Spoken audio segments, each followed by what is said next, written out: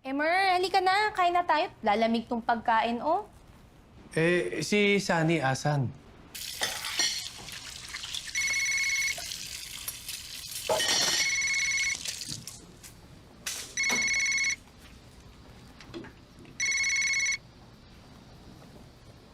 Hello po, tita? Hello, Jenny. Magkasama pa ba kayo ni Sunny? Ay, kanina pa po kami naghiwalay. Kasi wala pa siya dito. Inaantay siya ng daddy niya. Saan kayo nagpunta yun? Tita, kapag gusto niya mag-isip, madalas nasa court po siya. Baka mahanap niyo po siya doon.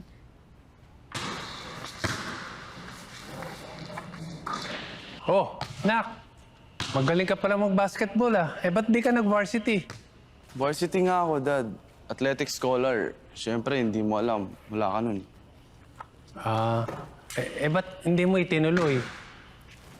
Dad, gusto ko lang naman mag-basketball dati dahil pinangarap ko maging coach ka eh. Oo, Dad. Natatandaan ko. Kahit bata pa ako noon, tandang-tanda ako, Dad. Lagi mo ako dinadala sa mga liga niyo.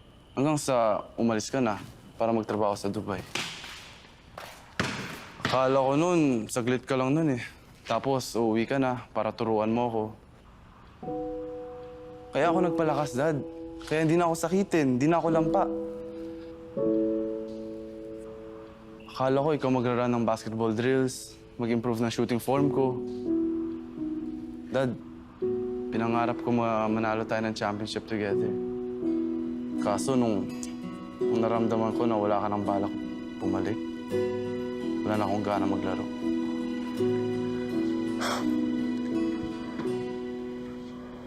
Pasensya ka na, Nak, ha? Pero mukhang tama naman yung landas na pinili mo eh. Saka hindi naman ako magaling na coach. Gusto ko maging basketball player dati. Kaya lang, mas pinili ko maging engineer at umabroad.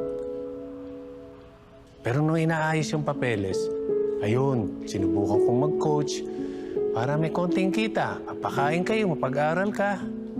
Alam mo, mas inuna ko pa yung kapakanan nyo kaysa sa pangarap ko. Dad, naiisip mo ba yung mga mararamdaman ng mga iniwan mo? Hindi ko kayo iniwan, Nak. Akala mo ba pag nagpadala ka ng pera, okay na ang lahat? Siyempre, hindi ko naman naisip yun. Yun lang ba ang trabaho ng isang tatay? Magpadala ng pera? Alam ko, nagkulang ako, ha? Kaya kong ibalik lahat ng laruan na pinadala mo sa akin kung kapalit nun ay memories kasama ang tatay ko. Yun ang wala ako eh. Tapos, ngayon, yung nakasama ko nung wala kayo, Hindi ako nawala. nawala kayo, Dad. Si Mami nagtrabaho. Ikaw nasa Dubai. Nung lumaki ako, si Jenny lang kaibigan ko eh. Tapos, ngayon, pati siya aalis. Gusto bang umalis ni Jenny?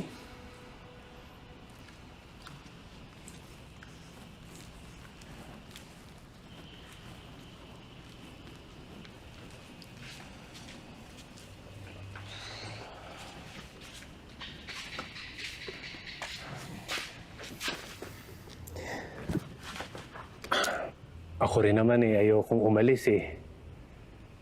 Kaya lang, wala naman akong choice. Kahit gusto ko kayong makasama. So, anong gagawin ko? Maghihintay na naman ako. Kung talagang magkaibigan kayo ni Jenny, kahit gaano katagal pa siya mawala, pagbalik niya, magkaibigan pa rin kayo. Paano kung may makilala siya dun? Paano kung... Paano kung may manligaw sa kanya? Alam ba ni Jenny yan? No, hindi. Di naman namin pinag-uusapan yun. Oo, ba't tayo mo sabihin? Ang weird naman nun. Bata pa lang kami, friends na kami. Tapos, bigla ako sasabihin na gusto ko siya. Oh. May gusto ka ba sa kanya? Di ko alam, Dad. Ba't di mo siya ligawan? Di naman ako marunong nun eh. Ba't di ka marunong? Sino magtuturo sa akin? Si Mama. Oo nga pala. Huwag kang mag-alala. Today is your lucky day. Andito ako. Ako magtuturo sa'yo manligaw. Ikaw, Dad? Hindi mo na itatanong. Bago ko makilala mami mo, ang dami kong chicks. Nagkakandara pa yan para sa akin. Sa isang araw, 4 ka-date ko, sabay-sabay yun. Tapos lagi na lang sila nasa bahay, sinusundan ako kahit saan ako magtago. Ang naisip ko lang siguro dahil ako tall, dark, Handsome, matipuno, matalino, magaling bumuka, magaling magsalita. Uwi na tayo, Dad. Antok lang yan. Sa tingin ko nga. Pero kung mag-alala, akong bahala sa'yo. Ha? Jenny. Jenny. Dad! Anong ginagawa mo? Nag-aara na. Hindi ba alam, dito ko nakuha yung mami mo.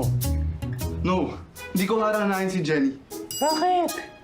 Kasi pagtatawanan niya ako, Dad. Natatawa ka ba sa ginagawa ko? Oo, Dad. Okay. Alam mo, Dad, di na niya kailangan malaman. Aalis na rin siya eh. Wala nang point. Anak, hindi pwede yun. Kung meron kang nararamdaman, kailangan masabi mo man lang o maamin. Di kasi madali, Dad eh. Alam kong hindi madali, pero may mga bagay na kailangan yung pag-usapan o aminin kung anong paraan man. Kung hindi mo makaya ng harapan, edi gumawa ka ng sulat. Nangyari na ba sa'yo yun, Dad? Oo, ngayon. Ang dami kong gustong sabihin at aminin sa'yo, pero hindi ko alam kung paano ko sisimulan. Pareho lang pala tayo eh. Oh, ganun naman pala eh. Ba't hindi na lang tayo gumawa nun? Ang alin? Magsusulatan tayo?